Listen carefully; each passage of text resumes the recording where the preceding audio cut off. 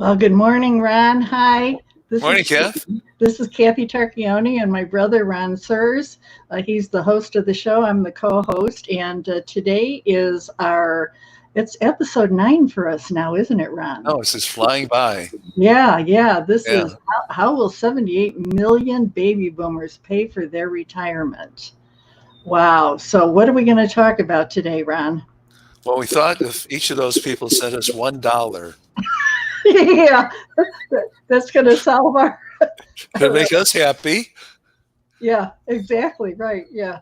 So, I no, this is really about the retirement crisis, and hundreds of articles have been written about the retirement crisis, and it's mostly about, excuse me, how defined benefit plans, the good old-fashioned retirement plan, are many of them are severely underfunded.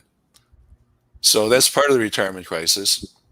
And then the other part is defined contribution plans, where the participant has to make his own investment decisions. And that's also not, it hasn't succeeded as much as we would like because people aren't saving enough. So we're going to talk about how the boomers fall into the retirement crisis. And we're going to really dig in deep, much deeper than any of these articles, because most of the articles just talk about the average boomer who really hasn't saved much. But there are some rich boomers too. So we're gonna do a deep dive, and I'm going to start with a table that I found, and I think it's really enlightening. So I'm going to spend some time on that table. Then we'll go into the reality about how the poor boomers are living right now, and what they can afford. Yeah, I know. And you're not alone. There's 55 million of you, Kath. Yeah. Well, you wrote an article too that got just some tremendous response. Well, I wrote two articles. One is about inflation. That one got a lot, and I'm going to talk about that. Yeah. And then the one about this show, I just published, so it's really hasn't had a chance yet to get readers, but it's out there. So people on the show want to read, we can send you the article too. But if you watch the show, you'll get everything that's in the article. Yeah. Okay. Good morning, Dale. Morning, Dale. How are you? Yeah. Thanks for watching. Well, Thank you. Are we ready to start with the slideshow? Yeah, let's go right to the table, Kath. I think the first slide is the title slide. Okay. All right. There we go. There's a table. So this thing is really, I've never seen anything like this because it breaks out the population of baby boomers. So we start at the very top. The poorest baby boomers, the 10% poorest, there's 78 million boomers altogether. 10% of that is 7.8 million. Those 7.8 million people are worse than having nothing saved. The wealthiest person in that group owes $962.66 more than what they've saved. They're in debt. Can you imagine? Yes. Oh my gosh. And that's the least broke. So I don't know how deep that table goes, but there are people in there who owe a lot of money, and they're in retirement. They're a boomer. I'm sorry, they're not necessarily in retirement. They're a boomer, but they owe a lot of money. Then just going down the table, the next 10%, the next 7.8 million people, have less than $4,796 saved. Isn't that incredible? Yeah. So you keep going down the table, and I've drawn a line here. This is my line. It says nobody else's definition. But I've sort of said, if you haven't saved $300,000 when you start your retirement, which I think for most of the people below that, that's a lot of money, you're actually poor. And my definition of poor is your money is not going to last your lifetime. You're going to run out of money. Huh. So you're going to need to do something. So the line of 300,000 is this. So just below that, it's $279,594. Then I said, people in the middle. So that's 70% of the boomers. I said the next 25% are sort of in the middle, and those are people who have whose net worth is a little over $2 million at the top end, and no less than $300,000. And we're going to look at the poor group of boomers and what they can spend and how they're living and what the needs are. Then the middle group, and then we're going to look at the rich guys, and that's the 5% on the top. That's about 3 million people who have at least $2,377,000 saved. So that's that group. By the way, the retirement crisis is really about the poor people. So the articles normally just group everybody together, but it's for the defined contribution people, it's about the poor people. For defined benefit people, this is a social injustice both ways for people to be really poor. But some of those really rich people are in state retirement plans where, I'm not kidding, Kath, some retired safeguards in California are getting retirement benefits. They probably retired when they were 20, north of $100,000. What? Yeah. Oh my gosh. So if you had thought about when you were young becoming a lifeguard in California, that would have set you for life. Wow. Isn't that something? Oh my gosh. This is really alarming. Oh my gosh. The only good thing is that I don't feel so bad. Well, you got a lot. You got 55 million people in your group. Yeah. So, anyway, I say this in the article, but most of those poor people would be considered wealthy in other countries. Yeah. And the good news is we've got social programs that are here to help. I'm going to talk a little bit more about how much longer they might be there to help, but here we are. So just as a summary on the next slide, Kath. Okay. So I've defined 3 groups of boomers. The poor group is about 55 million people. The middle is 20 million, and the rich are 3 million. And then their collective value, net worth, is on the right-hand side. So as you can see, the 55 million people collectively have just saved a little over $5 trillion. So there's a significant disconnect in where the wealth is located. We know that there's been a great divide, and it's gotten worse with the quantitative easing and everything else. But it certainly applies to the boomers as well as everybody else in the country. So the important thing, I think, on the next slide, and this is really interesting, there's this Maslow's hierarchy of needs, and it's a pyramid. And this is something we all need. So at the very base is the basic needs, and those require some money, but I think there's enough in the support system, Social Security and Medicare, for even the poor people to satisfy their basic needs. The needs above that are psychological. They actually are more in your mind and your peace and your self, what you think of yourself. And that doesn't necessarily require money. So I think the good news for the poor people who might see the show is that you can really achieve the hierarchy of needs even with your modest savings. And we're going to start with, I'm sorry, go ahead, Kath. No, that is good news. It is good news. That is good news. Makes you feel a little bit better. I'm just excited that I'm not alone in this boat. There are a lot of people like you. Yeah. A real lot. So let's start with what our basic needs are on the next slide. And this is a really interesting number and survey.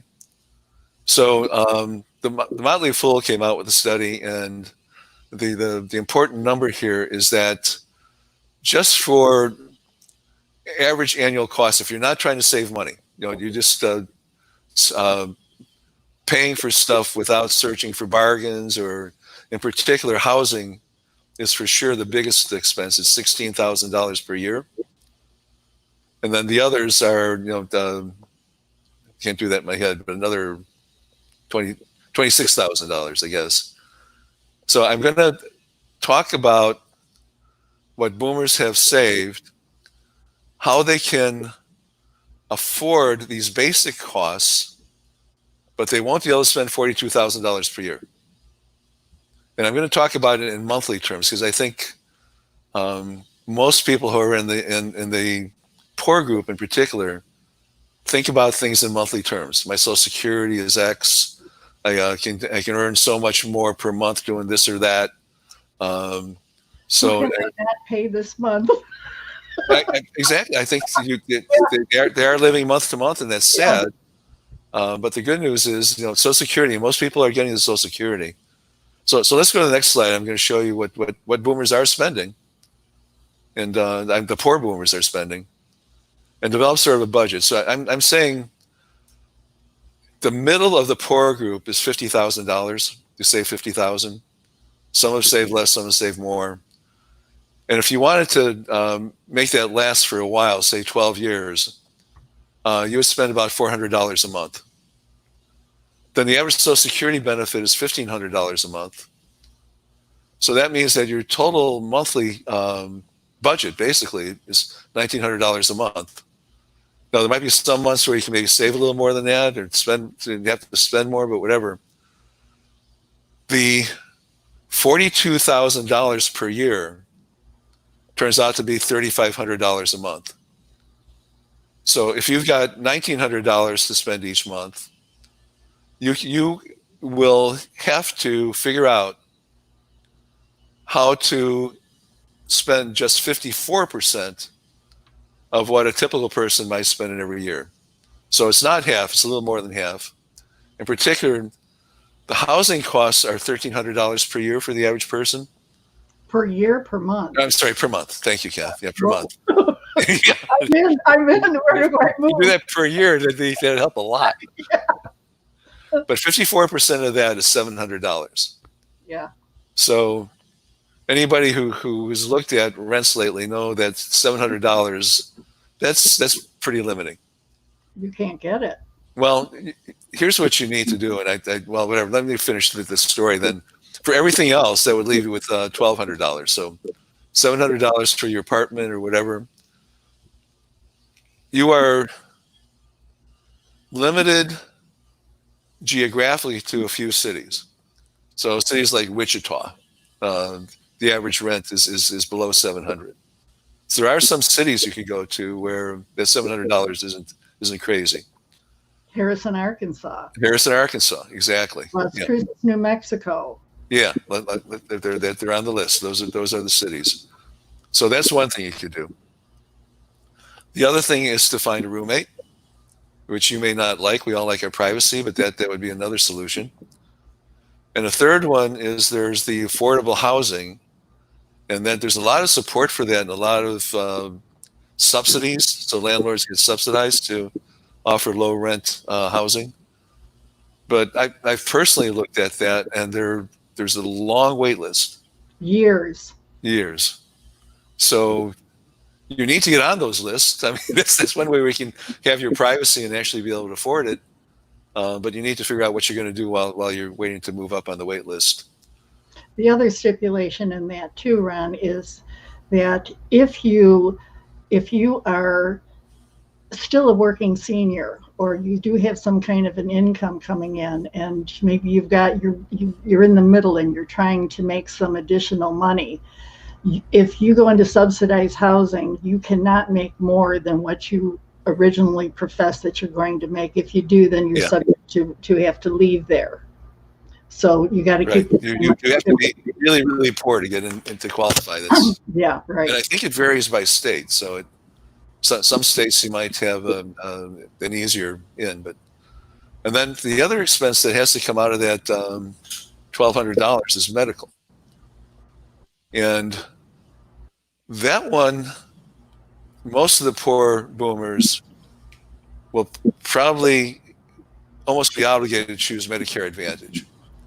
So that's the Medicare version where there's no extra pay or very little extra pay, except for most doctors have co-pays under Medicare Advantage. So when you go to the doctor, you'll pay more. You'll pay for your hospital stays, things like that. And the good news for the poor people is they will qualify for Medicaid. So if you really get sick, you will be entitled, and the qualifications. Well, you can't be even a little less poor to qualify for Medicaid, but once you do, I think not all of your Social Security check, but most of it needs to be assigned to the nursing home that accepts you as a resident. So you've given up sort of that control over your finances. The scary news is that Medicare is going to run out of money in 2026. And as near as I can tell, our regulators aren't doing anything about it. So I don't know how it will break, but eventually, and some say, well, let's print money and it'll all be good. Maybe I think printing money really means taxpayers are going to somehow foot that bill. Social Security was forecast to run out of money in 2034, but this COVID thing has really put a lot of stress on Social Security, and they've liberalized benefits to help the ill and everything else. So the newest projection is that it'll run out of money in 2029. Wow. Now, most people think that the current recipients of Social Security and Medicare will not be deprived of their current benefits, which translated means younger people are supporting the system will be taxed more. They will put in they'll put in a needs test. So if you're in the middle group, you might not meet the requirements for, say, certainly Medicaid. You won't make it now, but you might not make it. Your Social Security benefit might be reduced. All sorts of things could be done. But as we speak, I'm not aware of anything being done or proposed. So let's go to the wealthier folks. Okay. Now, aren't they talking about digital currency too, Ron? Well, that doesn't solve any. It doesn't. I thought it cuts down a lot of the excess that's in the paper. It could save the system money. Yeah, sure, that could help. Every little bit helps. So yeah, if it was paperless and just all done with cards and everything else, that would make it a more efficient system all around. Can you imagine a nightmare of security on that? Well, there's been a forecast for a long time that there would be a paperless society, and it's close. Yeah.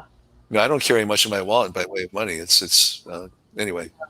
Well, there's something about with the boomer, though, at least for me. I like to know I have the cash in case of an emergency or whatever, that I have. I agree. Yeah. Yeah. Yeah. You want that candy bar right away. Yeah, right. Exactly. Okay. So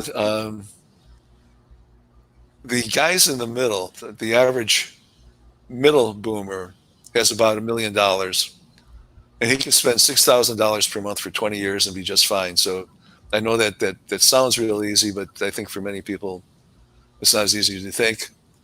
But bottom line, they would be able to spend $7,500 per month.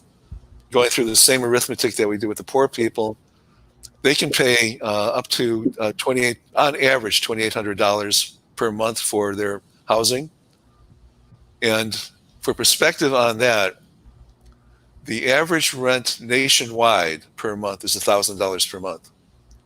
So that $2,800 is well above the average. So you can almost go anywhere. But the major cities are higher. Los Angeles is $2,500 per month.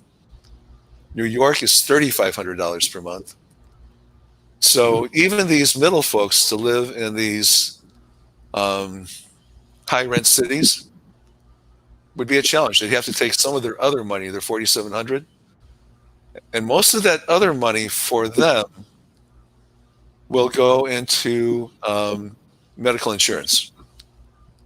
So they will be able to afford to take a Medicare plan that is supplemented, and they would buy supplemental insurance. And so most of that would go there. Some of that maybe would go into saving for the kids, but I think most of those folks are probably going to spend most of what they saved. And the big wild card is long-term care. Yeah. So for a married couple, there's a 78% probability that at least one of them will require long-term care in their lifetime. 78%. Wow. And these guys in the middle won't qualify for Medicaid. So they only have two choices. One is to take their chances that they won't require long-term care, and that's basically self-insurance. If they buy long-term care, the current premium is about $3,500 per year. So that's roughly $300 a month out of their $4,700. You may think that's a big chunk, but it's estimated on this website that I provide in the article that you could easily find yourself spending north of $600,000 in long-term care. Oh, so do you really want to self-insure? Oh gosh. Just think about that, what that means for the Medicaid benefit, though. You know, you're actually getting something that could, if you had to pay for it yourself, could be costing north of $600,000 per year. Oh my gosh. Yeah. So it's not all nice and pretty for even the middle baby boomers who, you know, are reasonably wealthy. By worldwide standards, they're very wealthy. And then finally, the last 3 million people, with on the next slide, yes, please. So their median savings is 2 million, but they're many of them are certainly hundreds of millions. And they get Social Security, but they certainly don't need it. Since we're lumping that all together. So they can spend $13,500 per month. They'll have no problem renting, which I'm surprised if any of them do, but they probably have several homes. Their concerns are certainly the same about medical, but I think these folks are the ones who, if you could, you'd want them to adopt you. Because they're not going to spend it all. Baby boomer adoptions. Yeah. We should, maybe the next show we'll talk about that. Yeah, baby boomer adoptions. We just need to reach out to those 3 million people if you know how to do that. Let's get them on board here. Yeah. Well, you know, the funny thing is, Ron, about the Medicaid thing too, is most of the people that are going on Medicaid, they usually don't qualify by just a couple dollars. Yeah. You know, well, it's a state thing too, and I didn't have it memorized, but I think the website I went to, basically, if you would be in the middle of poor if you have less than $100,000 savings, you qualify for Medicaid. Okay. So that's it's not a very substantial hurdle. I think most of the poor people would qualify. Yeah, it usually goes by how much you make per month.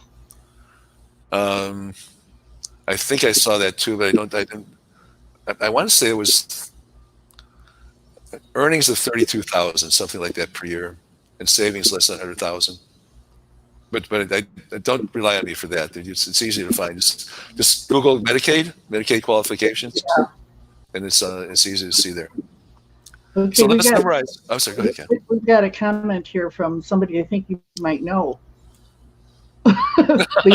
He says, I will never leave my house. A long-term care facility is not my future, and that's what everybody wants. That. Yeah, that's true. You'd rather stay at home. Yeah. That.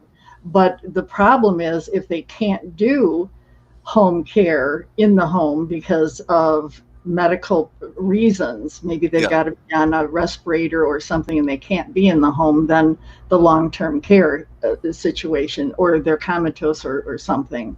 Absolutely. Then there isn't an option for that. Yeah. Well, part of the Medicaid thing is I think there's like a list of 5 or 6 things that should put you into long-term care for medical reasons. Mm-hmm. Yeah. And basically that is if you can't take care, you'd love to stay at home, but if you can't take care of yourself, and your spouse can't take care of you, or home health. Yeah, exactly. You. Right. Yeah. So sometimes there is no choice. You just have to do it. Yeah. So let's summarize what we've seen here, Kath. On the next slide. Okay. So in terms of the budget, poor people sort of need to figure out how to live on $700 a month just for their living and they can spend $1,200 on other stuff. Middle boomers can spend 4 times that amount, essentially. So it's this big, big gap.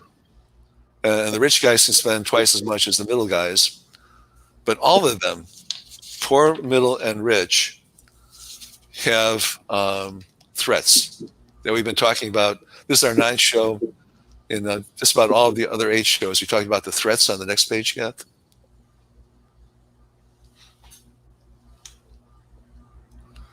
So there's 3. I guess there's maybe more, but I can think of 3.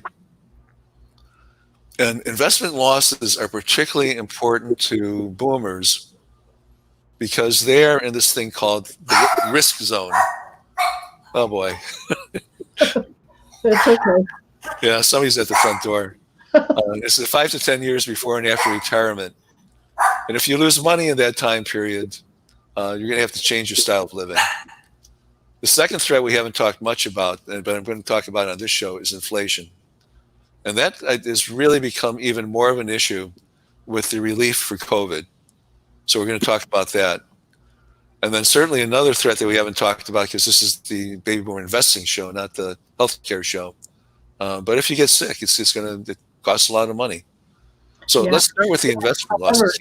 However, the connection there is that if you financially are having a difficult time, that causes illness. So it does fit in. The health and wealth are totally interrelated. Right. So, yeah, it's absolutely right. Being poor can make you sick. And that's why I started with sort of the psychological needs. Being poor doesn't mean that you can't be psychologically healthy. Yeah. It's just you need to calm down, deal with it, and you can meet those other needs if you get through the basics. All the others are in your head. It's about living within your means. It's difficult to do that, and when you have to downsize, it comes with a personal stigma about it. That oh gosh, what are people going to think of me because I can't afford the house that I had because I was with the Joneses. I lost my job. I this, I that. Going into retirement, I lost all my savings. I've got zero zip, not a zilch, and all of a sudden, here I am. What do I do? Well, you have to move. You have to make a choice. You have to move to a place that you can afford to live in. Mm-hmm. You have to go do some thrift shopping, and you got to go to the Goodwills and the other places and places where you can get things and really some nice things. And you can do it. It's just very doable. Yeah, it's very doable. It's just that first shock. And actually, that's a good segue to the next slide, Kath. And I don't know if you looked at the show before we did this. Well, yeah. But that's exactly the story on this page. Okay. So we've been warning boomers that if they number one, they need to look at their asset allocation. And there's a really good chance that there's 60% in stocks and 40% in bonds, because that's what advisors have decided should be everybody. And we have a whole show on why that 60-40 is the pat answer and why it's wrong. Yeah, that's a cookie cutter. It's the cookie cutter answer. And I put on this slide, I think David Hand is going to watch this show, but he points out that the thing that could happen to the middle boomer, somebody who saved like $300,000 on the low end of middle, if we were to have another kind of catastrophe like 2008, which, by the way, is looking more and more possible now. Let me tell you that I think losing 33% is becoming more and more a reality as this COVID thing goes on, and as the markets become crazy. So I'll actually say this. One of my friends has a firm called Capital Market Consultants, and they just today published their market barometers. One of the barometers is the state of the economy.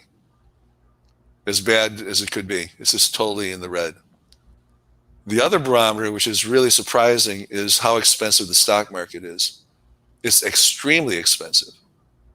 Now, you might wonder how that could be because stock prices went down. Well, they've been coming back amazingly. I have no idea why they're coming back at the same time that earnings are tanking. So the measure of the expensiveness of the market isn't the dollar price of the stock. It's how much you're paying for the earnings of that stock. And if you're paying almost as much as you did at the beginning of February for a stock that now is earning less than half of what it was earning before, you're effectively paying twice as much per dollar of earnings. So the markets have become very, very expensive. The only thing in that survey that was sort of encouraging, but I think it's, I saw this word, it's called hopium. And it's the drug that investors take to feel good. Yeah, I was It's going to hopium. say, I like that, hopium. Yeah. Hashtag So hopium. investor sentiment is the only thing that's a little bit in the positive side. So this, another loss of 33% is not out of the question. It's certainly a real possibility. And then what David points out, so that would be pretty bad. You have $300,000 saved and you lose a third of it, but you might very well be affected by the COVID. And you're now allowed to take money out of your 401k without penalty. Take it out early.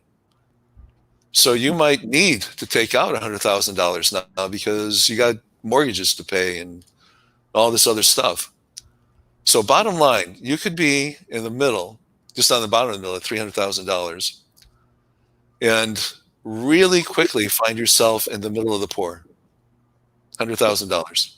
Mm-hmm. So Kath, to your comment, think of how shocking that would be. So one day, you're very confident, things are going well, and then very quickly you find that you can't afford to pay your rent. You have to move down to $700 a month. Your medical care is going to be tenuous. Mm-hmm. What a shock. Now that could affect your health. Yeah. Oh, not Absolutely. only does it affect your health, but it affects your relationships. Absolutely. There's depression that enters into it, and then there's the poor me. There's the shock. There's everything that goes along with it, and then you think, oh my God, I can't even go bankrupt. There's nothing left. Yeah, you can't afford an attorney to go bankrupt. Exactly. Yeah. So all of these things enter into it. But there is a solution, as we said, Ron. If people realize that, okay, I got to pick myself up, put my big girl panties on. I've got to move forward. I've got to make some changes. I got to move into an area that I can afford to live in based on what my income is. Yep. And so if you lose some friends, so you lose them. And then so they weren't your friends anyway. They weren't your friends. I will say this, the one thing that we've been screaming, and I don't know who's listening, but 60-40 stock bonds is too risky for our boomer friends. So one of the things you can help yourself on is to protect yourself, become more defensive. And so one of those things is against stock market losses, which we just talked about. But the other one is inflation. So that maybe applies more to the middle and the wealthy boomers. But let's go to the next slide, Kat, and talk about inflation. So I came across this video. This helicopter money that's being dropped now for $4 trillion is being dropped for COVID relief, and that's called the helicopter drop. It's brought the. Oops, sorry. No. Sorry. No. Okay. Nope. Sorry. Okay. Yeah, we're going to stay there. Okay. So the Federal Reserve now, it started in just astronomical $5 trillion mark. I'm sorry, $6 trillion. Put in another $4 trillion. That's $10 trillion. And this video I came across is like the 9 myths about government spending. And one of those myths is that the borrowing power of the government is unlimited. They can borrow as much as they want. So what I'm showing here on the table below is what the current holdings were before the Fed committed to spend another $4 trillion. The American people are tapped out. Social Security, Medicare is actually a debt, but there's $5 trillion sort of bank, so that doesn't count.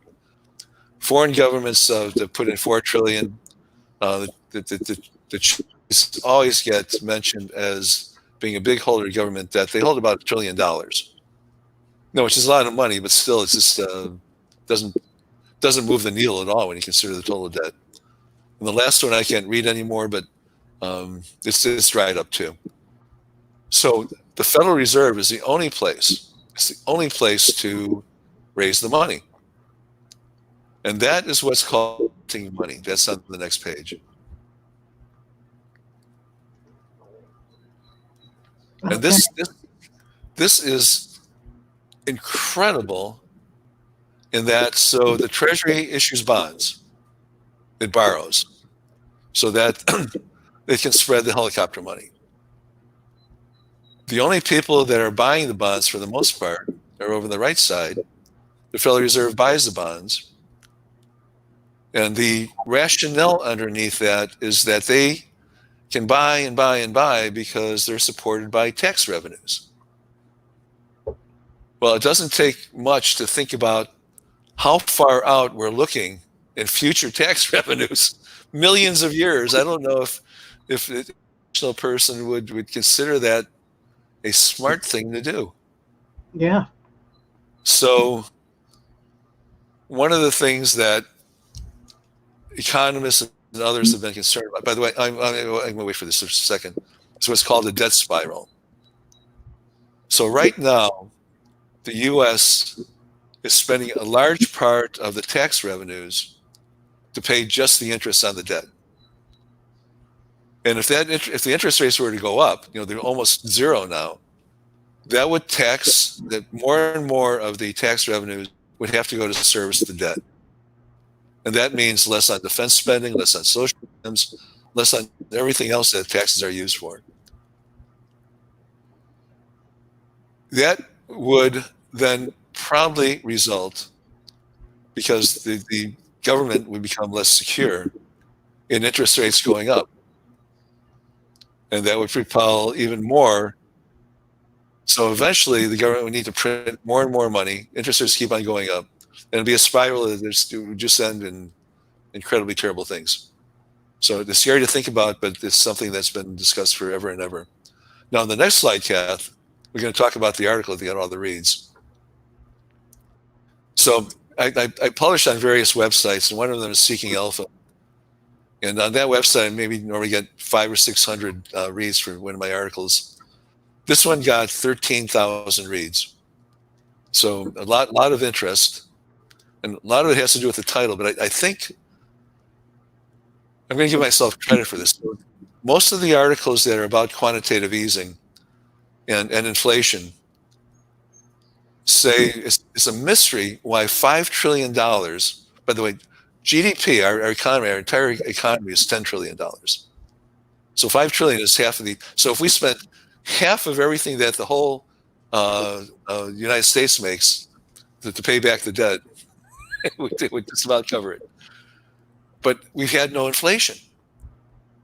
So economists say that's because we have no velocity. And velocity is really, if you haven't studied economics and what causes inflation, if money doesn't circulate, if it just stays in the bank, you get no inflation. So the explanation for why this $5 trillion hasn't caused inflation is because it hasn't circulated. Well, what I say in the article, and I think this is really a revelation, is it's funny to read the comments because I probably have 300 comments, and half of them are telling me I'm crazy. But the other half say, hey, I think you got it. So I think, and you put the slide back up, Kath. Okay. That $5 trillion has gone into the stock and bond markets. So the Fed has mostly used that $5 trillion to support bond prices, to keep it cheap. And people who sold those bonds buy stocks. In fact, the big thing has been companies buying back their own stocks, stock buybacks. So here's what I'm pretty sure has happened.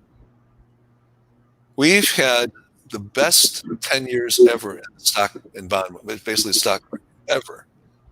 The longest and the highest. I think virtually all of that was driven by the Fed pouring money into the market. Think about that for a second. Yeah. If we had that makes sense. % returns, most of that was called money illusion.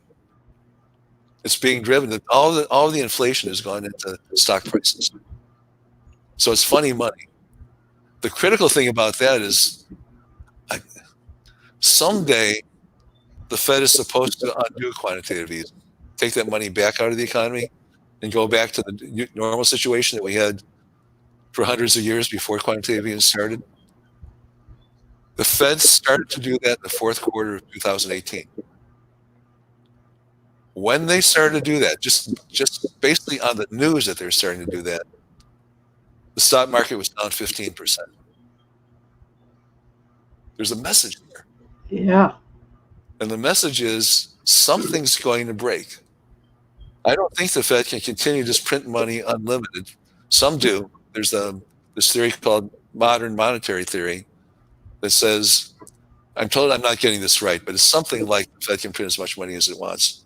But I don't get it, and I'm told it's because I'm too stupid, but I don't get it. No, I doubt that for sure.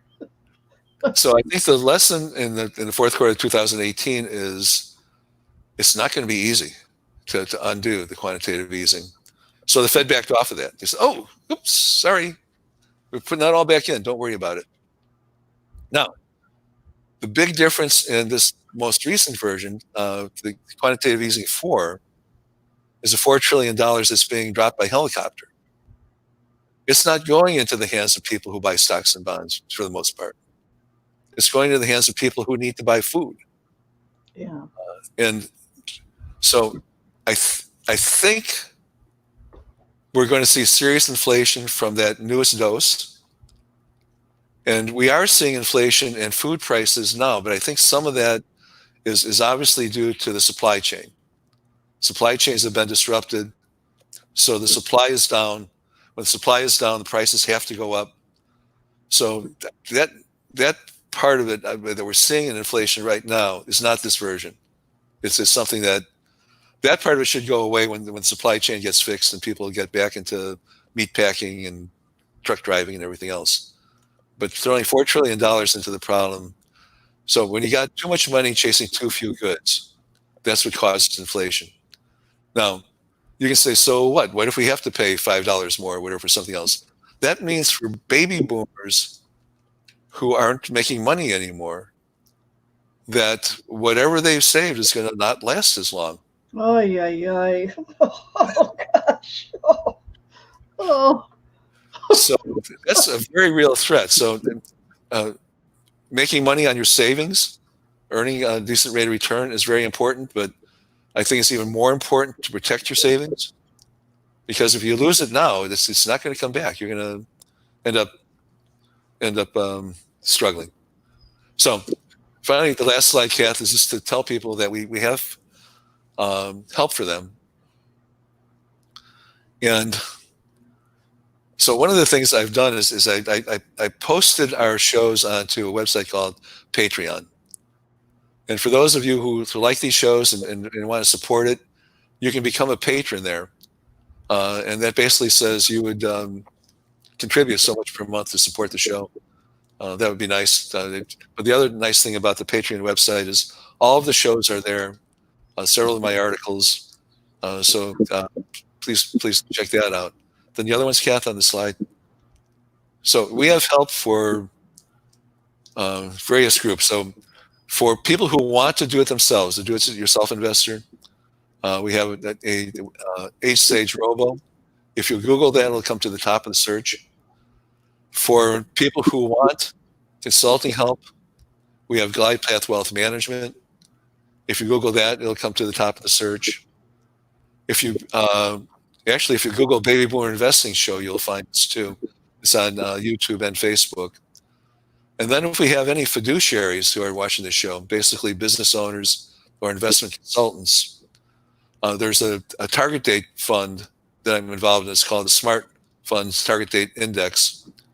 And its patented design, and its sole objective is to deliver to the participant retirement savings, so basically to not lose money. And it's mostly in 401k plans. It's called a collective investment fund. So we got plenty of help. You can call this a commercial, but what we don't want to do is leave our viewers hanging with so now you know. We assume you're going to do something. So these are the ways that you can get help. And that's it for this episode. So Yeah. next episode, Kath, we're going to have someone who helps boomers get jobs. So I thought with this that yeah, I saw that. Yeah. so certainly one of the things you can do is try to work longer, and that's getting harder and harder the older you get. But this guy has done conferences and all that stuff. He's sort of a celebrity, and I'm not going to say his name in case he changes his mind, but he's committed to be on the show in 2 weeks. Okay, well, that sounds good. Well, this was a great show, Ron. I really enjoyed it personally because I was able to benefit by it. By the way, everyone, I'm the one that's the baby boomer that doesn't have the finances in the family. So I sit here, and everything that I get from my brother, he's actually teaching me as well, of which I am greatly, greatly appreciative.